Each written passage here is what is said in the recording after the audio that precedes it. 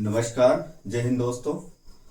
साथियों, आज हम जो हमारी एमपीपीएससी प्री यूनिट 10 में जो जनजातियों से संबंधित हम अध्ययन कर रहे थे, उसी श्रृंखला को आज आगे बढ़ाते हुए आज उसी कड़ी की ये दूसरी क्लास है, जिसमें पहली क्लास में हमने जनजातियों के बारे में समझा कि हमें जनजातियों में क्या पढ़ना है, जनजातियों को किस आयाम के आधार पर देखना है और जनजातियों को किस किस डायमेंशन को हमें कवर करते हुए चलना, ताकि हमारे परीक्षा से संबंधित हमारे सारे क्वेश्चन बन जाए। आज का जो लेक्चर है पूरा डेडिकेट रहेगा भील जनजाति के ऊपर। हम इसमें समझेंगे कि भील जनजाति की उत्पत्ति से संबंधित, कि भील जनजाति कहाँ से आई, दूसरा भील जनजाति का वर्तमान क्षेत्र क्या है, और इससे पहले भील जनजाति कहाँ पर निवास करती थी। इन सभी चीजों को हम समझेंगे। और इससे पहले भील जनजाति तो हम पढ़ेंगे, लेकिन भील जनजाति से परीक्षा में कौन कौन से क्वेश्चन बने, कौन कौन से प्रश्न बने, उन पर भी हम चर्चा करेंगे। क्योंकि साथियों, किसी भी चीज को हम पढ़ते हैं तो उसके लिए सबसे महत्वपूर्ण होता है उसका सिलेबस, कि अगर कोई विषय पढ़ रहा है तो उससे संबंधित सिलेबस में क्या चीजें दे रखी है। दूसरी चीज रहेगी उसके ओल्ड क्वेश्चन पेपर, यानी PYQ, previous year question paper, कि जो वो प्रश्न जो हमें बताएंगे कि हमें किस लेवल पे इस चीज को समझना और पढ़ना है, हमें कितना गहराई में जाना है, कितनी गहराई में नहीं जाना, और कौन कौन से डायमेंशन को हमें कवर करके चलना है। ये सभी चीजें हमें कहाँ से पता चलेगी, जब हम पुराने परीक्षा के क्वेश्चन पेपर को देखेंगे और उसके प्रश्नों को समझेंगे। तो हम भील जनजाति को तो पढ़ेंगे, आपने पीछे दिख भी रहा होगा कि हम भील जनजाति को पढ़ रहे हैं बैकग्राउंड में।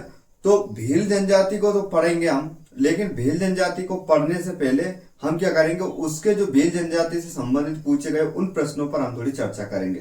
क्योंकि अगर साथियों हम किसी चीज को पढ़ रहे हैं, किसी विषय को पढ़ रहे हैं, तो हमें पता भी तो चलना चाहिए कि हमें इस विषय को किस लेवल पर पढ़ना चाहिए और कितना पढ़ना होगा, ताकि हमारे सारे क्वेश्चन उससे बन जाएं।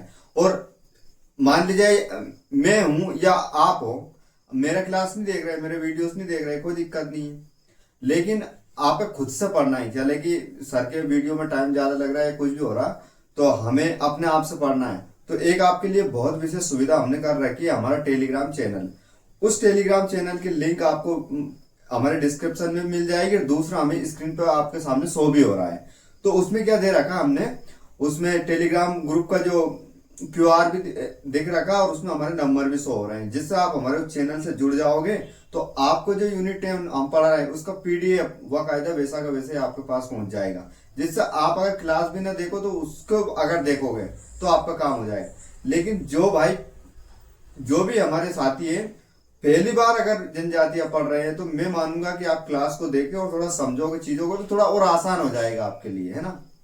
यूट्यूब पे बहुत सारे टीचर पढ़ा रहे, अच्छे टीचर पढ़ाए, उनसे पढ़ के देख लो। आप पहले उनसे पढ़ लो, जिसके बाद में अपन से पढ़ के देख लेना, आपको अंतर समझ आ जाएगा, है ना।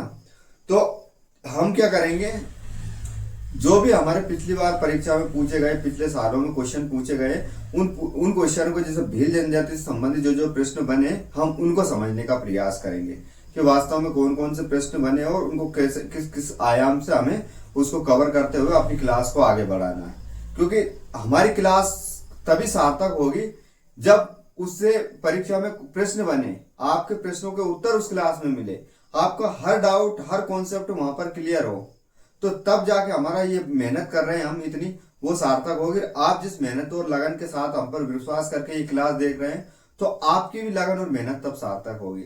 यानी कि हम दोनों के साथ न्याय कर पाएंगे, हम आपके भी साथ न्याय कर पाएंगे और हम अपने भी साथ न्याय कर पाएंगे। तो साथियों, हम शुरू करते हैं आज की हमारी क्लास। उसके पहले बोलो गजानंद महाराज की जय। चलो ठीक है, तो हम देखेंगे पहले तो क्या करेंगे, भील जनजाति को हमें पढ़ना है, पूरे डायमेंशन हमें इसको कवर करते हुए चलना है और अच्छे से हमें इसको समझना है। तो हम पहले क्या करेंगे, हम जिस जनजाति को पढ़ रहे हैं उस जनजाति से संबंधित हम पहले प्रश्नों को देखेंगे कि वास्तव में यहाँ से प्रश्न कैसे बने। तो देखो, पहला प्रश्न है जो 2021 में पूछा गया था, जो भील जनजाति से, क्या है, पिथौरा चित्रकला किस जनजाति से संबंधित है। क्वेश्चन क्या है कि पिथौरा चित्रकला का संबंध कौन सी जनजाति से है, हमें बताना है कि पिथौरा आर्ट्स कौन सी जनजाति करती है। तो इसमें ऑप्शन क्या दे रखा, भील, गोंड, सेरिया और कोरकू। तो इसका आंसर आपके सामने शो भी हो रहा है, भील जनजाति। यानी कि अगर हम जनजाति पढ़ेंगे तो इसकी कला को हमें देखना पड़ेगा। किसको देखना पड़ेगा? इसके कला के बारे में, यानी कि जनजातियों की कला से भी क्वेश्चन बनते हैं, तो हमें इनकी कलाओं और इनकी संस्कृति के बारे में थोड़ा डीपली पढ़ना पड़ेगा, है ना, डीपली हमें समझना है। नेक्स्ट क्वेश्चन देखते हैं अपन। नेक्स्ट क्वेश्चन देखते हैं कि भील शब्द संस्कृत भाषा के किस शब्द से बना? भील से यह क्वेश्चन पूछा गया है, एमपीपीएससी प्री 2017 का ये क्वेश्चन है। तो भील शब्द संस्कृत भाषा के किस शब्द से बना है? यानी कि भील शब्द की उत्पत्ति से संबंधित ये क्वेश्चन पूछा है। यानी कि भीलों का ओरिजिन, यानी कि भील शब्द की जो उत्पत्ति हुई, ओरिजिन हुआ, ये किस शब्द से हुआ, कहां से हुआ? तो यहां से एक क्वेश्चन बन गया, है ना। जब हम भील जनजाति की क्लास जब हम पढ़ेंगे तो ये फर्स्ट बार में हमें समझ आ जाएगी कहां से बना है, ये कोई ज्यादा बड़ी बात नहीं है। तो इसमें क्या है? भील, बिल, बिवाल, भाल कहां से बना है? तो ऑप्शन नंबर फर्स्ट आएगा इसका आंसर, बिल से बना है। जब हम जनजाति पढ़ेंगे तो ये बहुत नॉर्मल क्वेश्चन लगेंगे आपको, बहुत नॉर्मल, यकीन करना साथियों। दूसरा है, अब नेक्स्ट क्वेश्चन देखो, भगोरिया पर्व किस त्योहार से संबंधित है? ये भील जनजाति का क्वेश्चन है, ये 2021 में पूछा गया है। तो भगोरिया जो पर्व मनाती है वो कौन सी जनजाति से संबंधित है? यानी एक बार और समझो मेरे, भगोरिया पर्व किस त्योहार से संबंधित है? यानी कि भगोरिया पर्व को भील जनजाति मनाती है, लेकिन किस अवसर पर बनाती है? कौन सा त्योहार होता है उस टाइम पे भगोरिया चलता है? तो इसमें ऑप्शन है होली, दिवाली, नववर्ष, दशहरा। होली, दिवाली, नववर्ष, दशहरा। तो आंसर नंबर फर्स्ट ए वाला आएगा इसमें, होली के अवसर पर। यानी कि इस क्वेश्चन से हमें अंदाज लग गया कि हम जितनी भी जनजातियां पढ़ेंगे उन जनजातियों को हमें क्या पढ़ना है? पर्व और त्योहार को भी बहुत अच्छे से पढ़ना है। यानी कि एक एक जनजाति के पर्व और त्योहार को विस्तृत तरीके से परीक्षा के आयाम से हमें इसको कंप्लीट करना है। आ गई बात समझ में? क्या हमें इसको कंप्लीट करना है? ठीक है, नेक्स्ट देखो। अब इसमें हमने क्या किया, बहुत सारे जो क्वेश्चन थे उन क्वेश्चनों का एक हमने डायरेक्ट उनका एक प्रश्न लिखा और प्रश्न के बाद में डायरेक्ट उसका उत्तर, यानी 4 ऑप्शन पे निकाले। तो थोड़ा सा एक बार समझो, जैसे 2-3 क्वेश्चन हमने बताया। भील शब्द संस्कृत भाषा के किस शब्द से बना है? पहला क्वेश्चन, यानी कि उसके हमें बिल से बना है। मध्य प्रदेश में सर्वाधिक जनसंख्या वाली जनजाति कौन सी है? दूसरा क्वेश्चन क्या है इसमें, मध्य प्रदेश की सर्वाधिक जनसंख्या वाली, यानी कि जब हम जनजातियां पढ़ेंगे तो उनकी मध्य प्रदेश में कितना प्रतिशत ये पाई जाती है, इनका मध्य प्रदेश में कौन सा स्थान आता है, पहला, दूसरा, तीसरा, चौथा। हमने अपन 5 जनजातियों का ऐसे क्रम देखेंगे, क्रम से कितनी कौन कौन सी जनजाति। जो हमने पहले वाली जो क्लास थी उसमें भी हमने बताया था, पहले भील आएंगे, फिर गोंड आएंगे, फिर कोल आएंगे, इस प्रकार से हमने क्रम बताया था। वहां से ये क्वेश्चन अपना कवर हो जाता आराम से ना।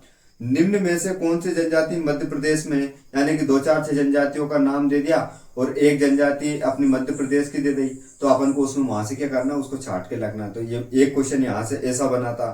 एक क्वेश्चन बना था, निम्न में से मध्य प्रदेश की कौन सी जनजाति जनसंख्या दृष्टि से सबसे बड़ी, यानी कि मध्य प्रदेश की ऐसी कौन सी जनजाति है जो जनसंख्या की दृष्टि से मध्य प्रदेश में सबसे बड़ी जनजाति है?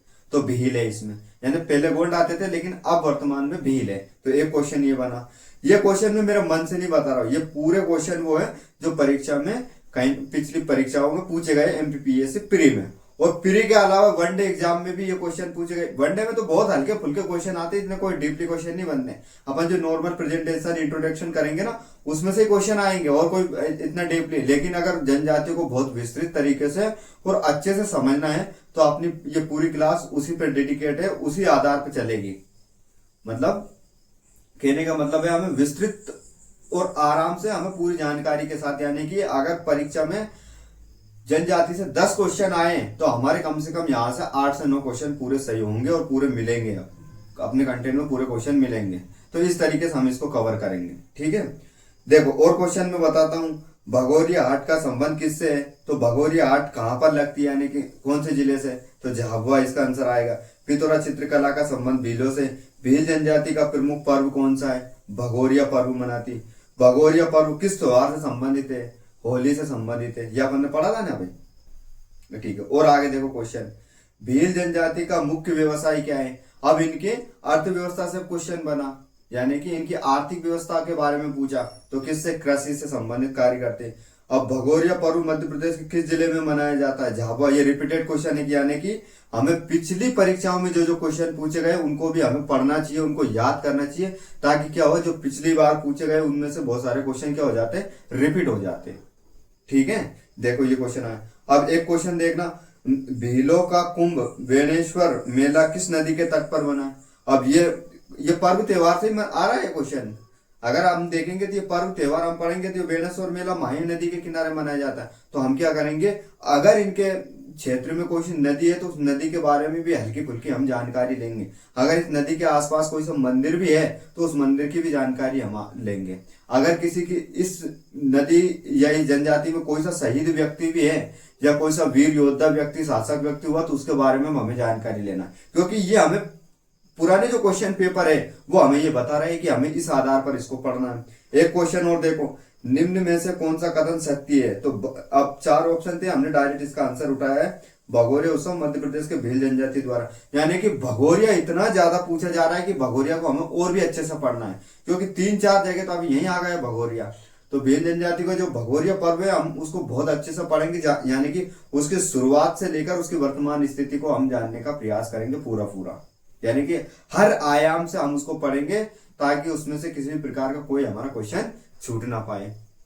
ठीक है, क्या होना पाए, छूट ना पाए क्वेश्चन। ठीक है, अब नेक्स्ट क्वेश्चन देखेंगे, निम्न में से चित्रकला किस विधा में पद्मश्री भूरीबाई का संबंध है?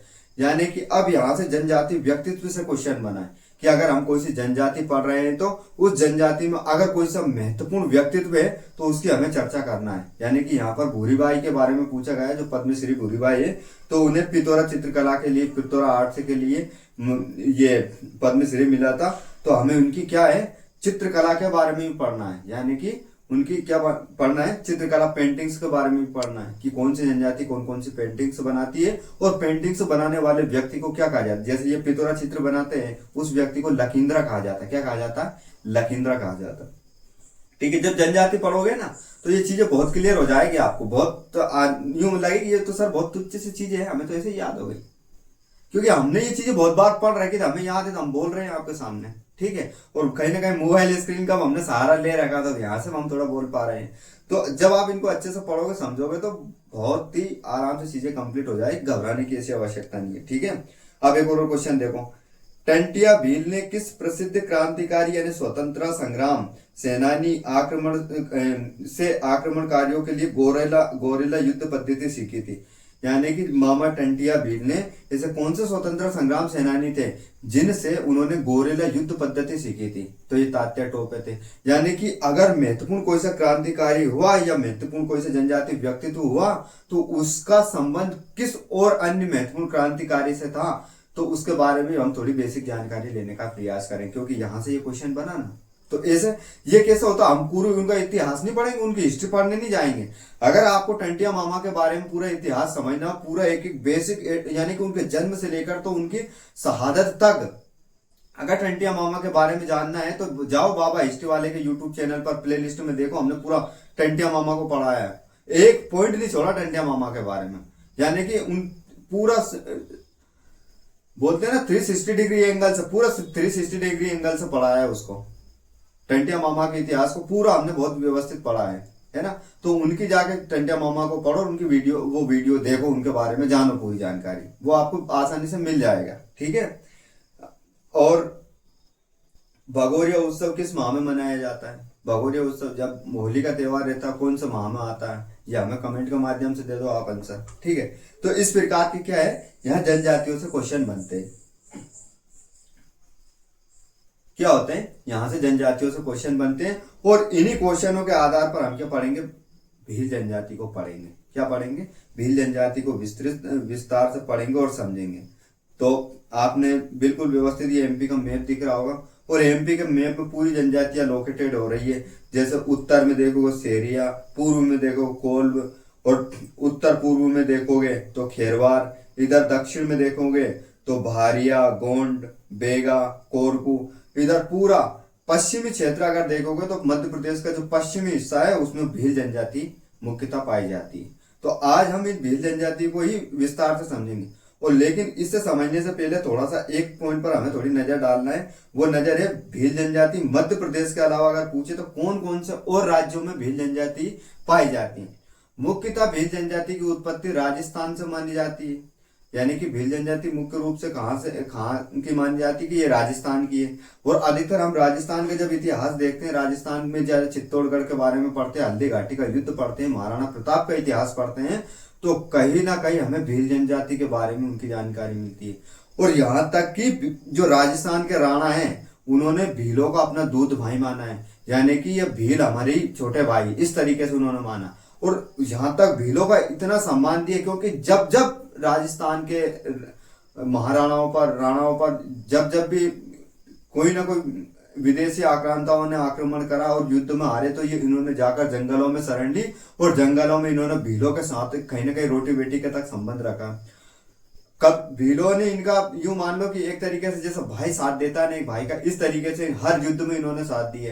राणा कुंजा महान भील नायक हैं जिनके बारे में हम आगे समझेंगे, थोड़ा सा पढ़ेंगे इनके बारे में, क्योंकि यहाँ से भी प्रश्न डिजाइन होते हैं। और यहाँ तक कि राजस्थान के जो मेवाड़ के जो शासक है उन्होंने अपने ध्वज पर एक साइड में जो क्या है मेवाड़ का महाराणा एक ध्वज को पकड़ा हुआ है और दूसरे साइड में राणा पुंजा उस ध्वज को पकड़े हुए मेवाड़ के ध्वज को। यानी कि इतना सम्मान अपने तिरंगे जो उनका झंडा रहता है उस ध्वज में उनको उनका दर्शाया गया है। यानी कि अगर चित्तौड़ का राज्य किसी की दम पे कायम है तो भील और राजपूतों की दम पे कायम है, ये उसमें बताने का प्रयास किया गया।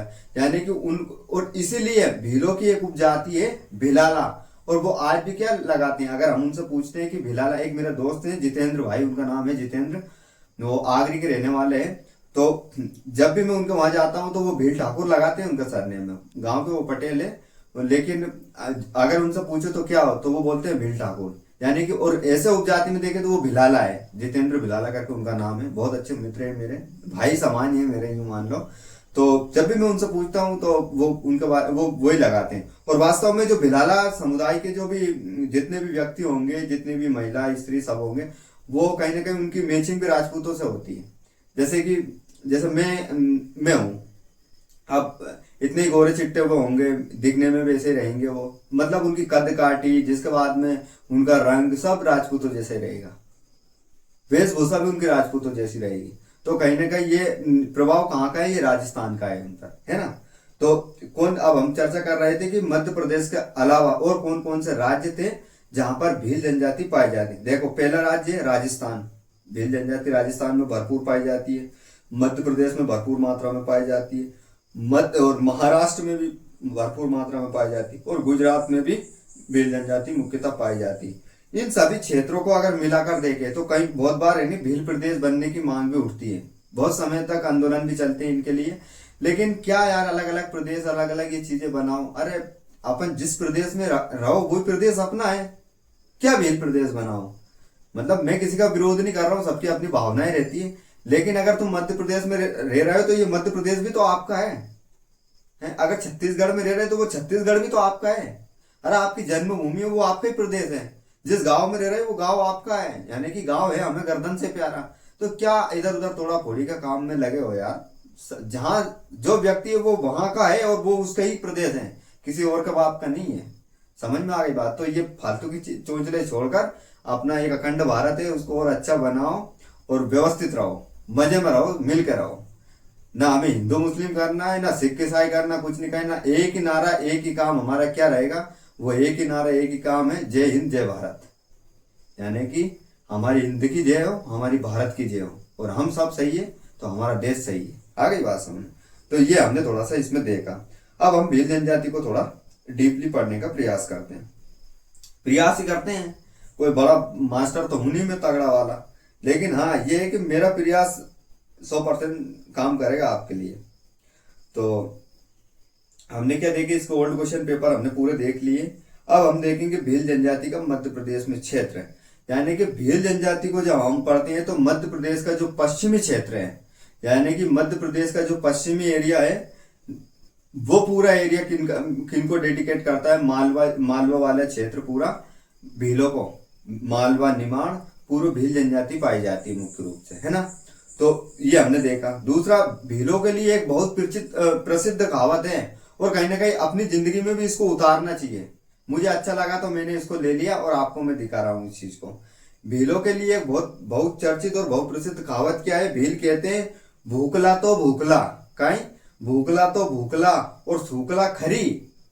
यानी कि भूखला तो भूखला रे और सूखला खरी। इसका अर्थ क्या होगा? इसका अर्थ ये होगा, हमें कोई चिंता नहीं है, यानी कोई चिंता नहीं हमें, भूखे हैं तो क्या हुआ, लेकिन खुश तो है। अब इसका सीधा सिंपल ये अर्थ है कि ये जनजाति के लोग फालतू दिखावे में विश्वास करते नहीं, फालतू मोह माया में ये पड़ते नहीं है, एकदम सुकून की जिंदगी रहना, शांत प्रिय जिंदगी रहना ये पसंद करते हैं। इसलिए बोलते हैं चाहे हम भूखे मर जाए कोई दिक्कत नहीं, लेकिन हम किसी का गला नहीं काटेंगे, किसी का हक नहीं खाएंगे, किसी से बेईमानी नहीं करेंगे। और हम ऐसा काम करके हमारा पेट भरने से अच्छा तो हम भूखे रह जाएं। क्यों? क्योंकि हम अगर ऐसा काम करेंगे तो हमारी आत्मा हमें गवाह नहीं देगी। और आजकल ये चल रहा है, इसकी काटी उसकी काटी, फलाना किया ढिकाना किया, और ये चल रहा है दुनिया में। लेकिन इनका कहना और इनका मत बहुत अच्छा है कि भूखला तो भूखला लेकिन सूखला है। अगर हम भूखे मर जाएंगे लेकिन हम सुखी रहना पसंद करेंगे, फालतू झंझट में पड़ना बिल्कुल हम पसंद नहीं करेंगे। ये उनकी कहावत है, इससे हमें कुछ सीखना चाहिए। देखो एक बार और मैं बता देता हूँ कि जिस भाई को पता नहीं है कि अपना टेलीग्राम चैनल है पावा हिस्ट्री वाला नाम से, इसका पीडीएफ आपको विस्तृत रूप से जो भी हम यहाँ पढ़ाएंगे वो पूरा अपने टेलीग्राम ग्रुप पे मिल जाएगा। तो इसलिए आप जल्दी से जल्दी वो टेलीग्राम ग्रुप ज्वाइन कर लो, जिससे आपको और भी अपडेट्स मिलेंगे। यानी कि ये जनजाति से संबंधित, मैं जनजाति नहीं पढ़ाता हूँ, मैं इतिहास का शिक्षक भी हूँ, तो मैं इतिहास भी पढ़ाता हूँ, पॉलिटी के कुछ फैक्चुअल चीजें भी लेकर आता हूँ मैं, जिसके बाद में करंट की कुछ महत्वपूर्ण चीजें बताता हूँ मध्य प्रदेश में। यानी कि एक तरीके से बहुत सारी चीजों को कॉम्बो है हमारे पास, है ना। तो ये ज्वाइन कर लोगे तो आपको कहीं ना कहीं ये फायदा ही देगा, नुकसान की कोई बात है नहीं उसमें। तो हम अब पढ़ते हैं भील शब्द की उत्पत्ति से, यानी कि भील कहाँ से आए, और जो हमने पहले क्वेश्चन प्रैक्टिस किया था वो हमें यहाँ देखने को मिलेगा। भील शब्द की उत्पत्ति। भील शब्द संस्कृत भाषा के भिल शब्द से बना हुआ। किससे बना है? भील शब्द संस्कृत भाषा के भील शब्द से बना है। किससे बना है? बिल शब्द से बना है। और बिल शब्द द्रविड़ भाषा के बिल से बना है, जिसका अर्थ होता है धनुष। यानी कि भील शब्द संस्कृत भाषा के बिल से बना है, लेकिन द्रविड़ भाषा में बिल का मतलब होता है धनुष। यानी कि भील का अर्थ क्या होता है? एक धनुष। ये चीज हमको समझना है। क्वेश्चन अगली बार ये भी पूछा जा सकता है कि द्रविड़ भाषा के बिल का अर्थ क्या है, तो यहाँ बताना पड़ेगा हमें धनुष होगा, और इसको हमें याद भी रखना हो, क्या होगा? धनुष होगा। ठीक है। भील के लिए संस्कृत में शब्द है बीद। बीद का मतलब क्या होता है? बीद का अर्थ होता है भेदना, छेदन करना या निशाना लगना। यानी कि कहीं ना कहीं हमने देखा है कि भील जनजाति हमेशा अपने हाथ में तीर कमान लेकर चलती है कि नहीं? तो तीर कमान वैसे तो लेकर नहीं चलती होगी, कहीं ना कहीं निशाना लगाते हो। और खास करके ये जंगली एरियो में रहते हैं तो वहां अपनी जंगली जानवरों से रक्षा करते हैं, शिकार करते हैं। इसलिए ऐसी जनजाति जो निशाना लगाती हो, भेदती हो, जिनका निशाना अचूक है। और एक अगर जब हम भीलों की उत्पत्ति के संबंध में एक वो देखेंगे तो वहां पर आए कि भील जनजाति वाले लोग क्या बोलते हैं कि हमारी उत्पत्ति, यानी कि उनका मत है कि हमारी उत्पत्ति एकलव्य से हुई है। तो एकलव्य कौन थे? श्रेष्ठ धनुर्धर थे, श्रेष्ठ धनुर्धारी थे ना भील एकलव्य, तो वो भी तो धनुष रखते थे। तो वो बोलते हैं कि, और उनके सम्मान में एक और महत्वपूर्ण चीज मैं बताता हूँ कि जब भील जनजाति के व्यक्ति कोई भी धनुष चलाता है ना तो वो अंगूठे का प्रयोग नहीं करते। क्यों नहीं करते? आपने थोड़ा सा आपकी याददाश्त के लिए मैं बता देता हूँ। जब आचार्य द्रोणाचार्य ने एकलव्य की धनुर्विद्या को देखकर अचंभित हो गए और उन्होंने अर्जुन से ये बात बोल दी थी कि अर्जुन, मेरे होते हुए इस दुनिया में तुम्हारा अलावा कोई श्रेष्ठ धनुर्धर नहीं होगा। लेकिन एकलव्य कौन थे? अर्जुन के भी बाप निकले थे धनुर्विद्या में। क्या निकले थे? अर्जुन के भी पिता था एक नंबर का, सॉरी। यानी कि धनुर्विद्या के मामले में अर्जुन से कहीं गुना श्रेष्ठ थे। लेकिन अब अपने आचार्य द्रोण को तो अपनी प्रतिज्ञा पूरी करना है और अपने बताना है कि मेरा जो शिष्य है वही धनुर्धर है। तो लेकिन जो कौन थे? एकलव्य ने बोला, गुरु दक्षिणा के तौर पर एकलव्य से उन्होंने क्या मांग लिया? अपना अंगूठा मांग लिया। और एकलव्य भी इतने गुरु भक्त थे कि उन्होंने काट के फट से दे दिया, लो गुरु जी और कई चीज तुमसे तो शिक्षा मांगी, तुम शिक्षा नहीं दे पाए जाति पात के भेदभाव के चक्कर में, लेकिन हमसे तुम अंगूठा मांग रहे हो, तो क्या तुम भी याद रखो, लो खट से काट के दे दिया। तो आज भी भील जनजाति का जो व्यक्ति है वो जब धनुष चलाते हैं तो वो अंगूठे का प्रयोग नहीं करते, वो अपनी इन उंगलियों का प्रयोग से ही धनुष चलाते हैं। तो ये, और एकलव्य कोई साधारण व्यक्ति नहीं था। एकलव्य कौन था? जरासंध का नाम सुना है ना, कंस का ससुर। तो उस जरासंध के सेनापति का पुत्र था, वो भी क्षत्रिय था एकलव्य, अपन आदिवासी बताते हैं। तो कहीं ना कहीं ये आता है कि एकलव्य लेकिन जंगलों में रहे हैं तो, और हमेशा घर बार सबसे दूर रहे हैं एकलव्य, तो कहीं ना कहीं उनका संबंध भी भीलों के साथ जमा है, भीलों के साथ उनका उठना बैठना हो, भीलों के साथ उनका संबंध बने हैं, तब तो एक उत्पत्ति हम ये भी मान ले। और तो एकलव्य कौन थे? वो भी क्षत्रिय थे। तो कहीं ना कहीं भील अपने आप को क्षत्रिय भी बताते हैं। एक और वाक्य सुनो भीलों की उत्पत्ति के संबंध। भील ये बताते हैं कि शंकर भगवान को एक समय क्या हुआ था, एक उनको फोड़ा हो गया था शंकर भगवान। अब वो फोड़ा भैया क्या हुआ था, ठीक होने में नहीं आ रहा। तो ठीक होने शंकर भगवान बहुत परेशान हो गए, इधर उधर घूमते रहे तो ऐसे जंगल में टहल रहे थे। ये क्या है? माइथोलॉजी है ना। तो ये भील जनजाति के उत्पत्ति संबंधित ये चीजें हैं, तो थोड़ा समझो इसको, है ना। तो ये ऐसे जंगल में टहल रहे थे, तो वहां पर एक भिलनी एक लड़की थी। तो उस भिलनी लड़की को देख कर क्या हुआ, शंकर भगवान का जो फोड़ा हो रहा था वो ठीक हो गया, देखते ही होगा। तो भगवान उस पर मोहित हो गए एक तरीके से, यार इसको देखकर मेरा इतना काम सही हो गया, कई दिन से मैं परेशान था, लेकिन अगर मैं ये मेरी जिंदगी में ये मेरा साथ हो जाए तो नो मान लो कि मेरी तो बहुत सारी समस्या दूर हो जाए। तो भगवान ने उस लड़की के साथ रहे, शादी की उससे संबंध बने उनके, और बहुत सारे क्या हुए, पुत्र हुए। क्या हुआ? बहुत सारे उनके पुत्र हुए। तो उन्हीं पुत्रों में से एक बड़ा खतरनाक वाला पुत्र पैदा हुआ। वो पुत्र क्या कहा है, उसने भगवान मतलब जो भगवान शंकर का वाहन था नंदी, उसको धनुष से मार दिया। अब भगवान शंकर बहुत गुस्सा में हो गए। तो उसने बोला कि तुम डांट फटकार लगाए, मार कूट कर उनको बोला कि तू आज से हमारे साथ बैठने लायक नहीं है, तू हमेशा जंगलों में रहेगा। तो ऐसा बोलते हैं कि वही पुत्र जो भोलेनाथ का पुत्र था, उसी पुत्र से इन भीलों की उत्पत्ति हुई। तो ये भी बोलते हैं कि हम ऐसा भीलों का मित्र है, वो बोलते हैं कि हमारे इष्ट और आराध्य पूर्वज भगवान शंकर है। और जो आजकल बहुत सारे धर्मांतरण का काम करवा रहे हैं जनजातियों को बेवकूफ बना के, कोई कौन से धर्म में ले जा रहा है, कोई कौन से में। अगर तुम अपना इतिहास तो पढ़ो, अपने बारे में जानो तो सही, तुम कौन हो, तू अपने आप को पहचान तो सही, तू है कौन। दूसरों की कहा सुनी में चलता जा रहा है। जो जैसे लोग बोल रहे हैं वो मानते जा रहे। मैं बोलता हूं कि आप अपने इतिहास को पढ़ो, अपने गौरव को जानो, फिर पहचानो कि हाँ यार हम है कौन, हमें कैसे कैसे लोग उल्लू बना के चले जा रहे हैं। ठीक है, तो इन चीजों को समझो थोड़ा। तो यहां से हुआ। अब नेक्स्ट हम देखेंगे इनका प्राचीन ग्रंथों, यानी कि जो प्राचीन ग्रंथ है इनमें इनके बारे में जानकारी क्या मिलती। जैसे कि सबसे प्राचीन ग्रंथ देखेंगे कथा, सर्वप्रथम कथा सरित सागर में भील शब्द का प्रयोग किया गया है। यानी कि अगर हम सबसे पहले देखेंगे तो भीलों का सबसे पहले प्रयोग कहाँ किया गया, कथा सरित सागर में इनके बारे में मिलता है। विंध्य क्षेत्र के निवासी बताया गया, इनको ही विंध्य क्षेत्र का निवासी बताया गया। विंध्य कौन सा क्षेत्र, जो मध्य प्रदेश अरावली वाला क्षेत्र है ना, वो विंध्य क्षेत्र बोलते हैं उसको। तो उन क्षेत्र का निवासी बताया गया। भीलों से संबंधित उल्लेख भागवत पुराण में मिलता है, अग्नि पुराण में मिलता है, वाल्मीकि रामायण में मिलता है। यहाँ तक कि वाल्मीकि को इनका पितृ पुरुष भी बोला जाता है। जैसे वाल्मीकि का एक उनका नाम मूल नाम था वाल्या था, उनको वाल्या भील, और गांव की भाषा में वाल्यो भील बोले, है नहीं। अगर हम गांव की भाषा में बात करें वाल्यो भील, वैसे उनका रियल नाम वाल्या था। तो उन्होंने, वो भी तो जो वाल्मीकि जी थे वो क्या थे, वो भी भील ही थे ना। तो बहुत सारे क्या भील अपनी एक उत्पत्ति यानी कि अपने पितृ पुरुष उनको मानते हैं, वाल्मीकि जी को मानते हैं। ठीक है, इनका वर्णन महाभारत में, मनुस्मृति में, शिव पुराण में आदि प्राचीन ग्रंथों में मिलते हैं। और ऋग्वेद में भी इनका वर्णन मिलता है। अंसा, अनस या अनास, अनास का मतलब होता है चपटी नाक वाले, अनास।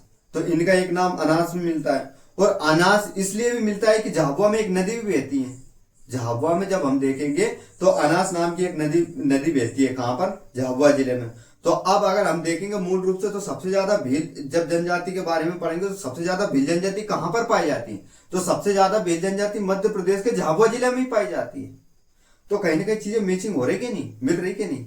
हमारे प्राचीन जो धार्मिक ग्रंथ है वो बता रहे कि नहीं किसके बारे में, ये हमें समझने की बात है।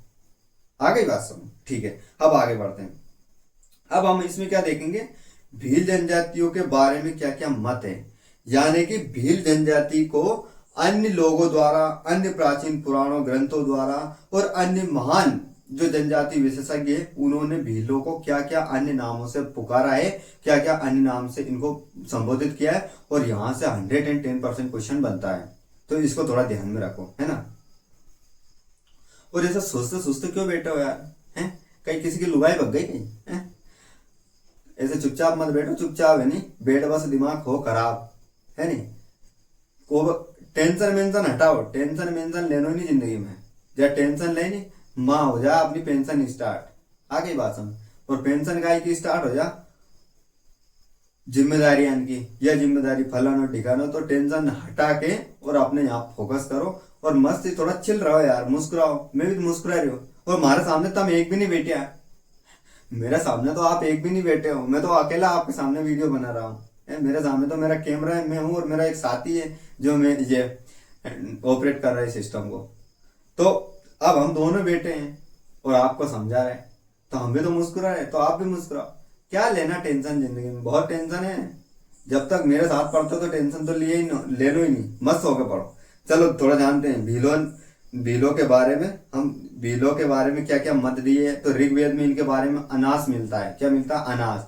अनास एक नदी का नाम है, अनास का अर्थ चपटी नाक वाला भी हो जाकर, यानी रामायण में निषाद मिलते हैं, यानी कि रामायण में भगवान राम का जो मित्र थे ना निषाद राज, जब भगवान राम को कई हुई तो राज्याभिषेक हुई तो 14 वर्ष को वनवास पूरा करने के बाद में, तो उनने मुख्य विशेष अतिथि के रूप में निषाद राज बिठाया था कि अपने साइड में बिठाया था ना उनकी सभा में, तो इनको एक नाम कहीं मिले, निषाद राज मिले। दूसरो श्री एस एल वर्मा ने जंगल देव की संतान का, उन्होंने बोला है कि ये भील जंगल का एक देवता है, इनकी ये संतान है। या जंगल प्रकृति पूजा के जंगल में भोलेनाथ का सबसे ज्यादा अगर स्थान अगर कहीं भी तुम ढूंढने जाओ तो जंगलों में ही मिलेंगे, तो कहीं ना कहीं ये मत वहां से टकरा रहा है। आगे बात। दूसरा है स्वयं को ये क्या मानते हैं, महादेव का मंत्र, देखो नीचे वाली लाइन में दे दिया।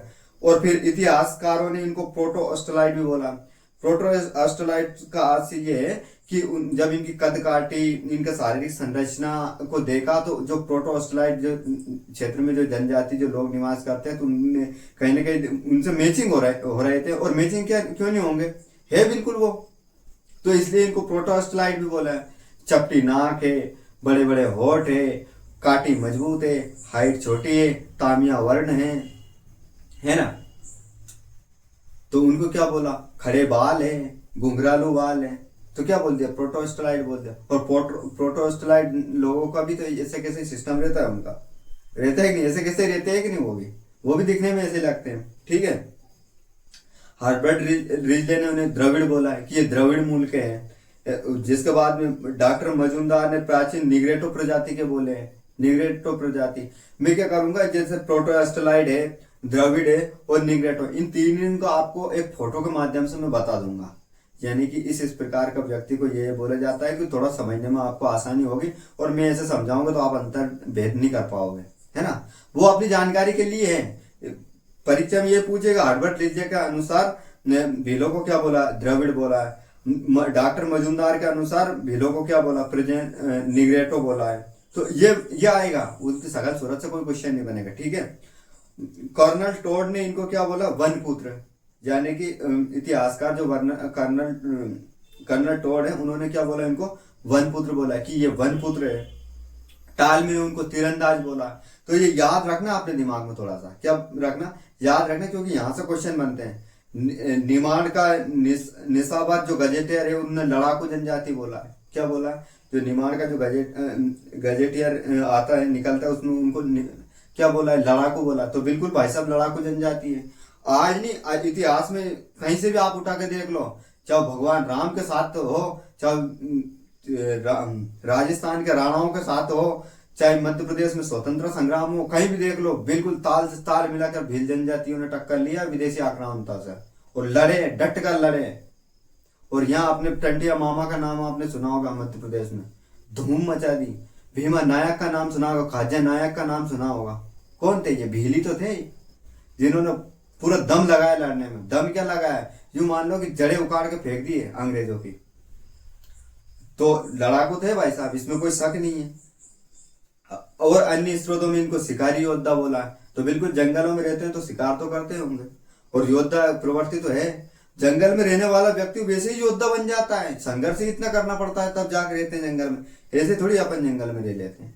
ठीक है, एक बार और मैं बता देता हूँ क्योंकि ये थोड़ा इंपॉर्टेंट है, थोड़ा ध्यान में। ऋग्वेद में अंसा अनाज बोला है। ऋग्वेद में क्या बोला, अनाज बोला है। रामायण में निषाद बोला है। Doctor Shri S.L. वर्मा जंगल देव की संतान बोला है। स्वयं को महादेव का वंशज मानते इतिहासकारों ने प्रोटोस्टलाइट बोला है। हार्बर्ट रिजले ने द्रविड़ बोला है। डॉक्टर मजुमदार ने प्राचीन निग्रेटो प्रजाति बोला है। कर्नल टोड ने वनपुत्र बोला है। टालमी ने तीरंदाज बोला है। और निमाड़ का गजेटियर में इनको लड़ाकू प्रजाति का बोला है कि ये लड़ाकू जनजाति है। अन्य और सोर्सों में हमें इनको शिकारी और योद्धा बोला गया, ये इनको बोला गया।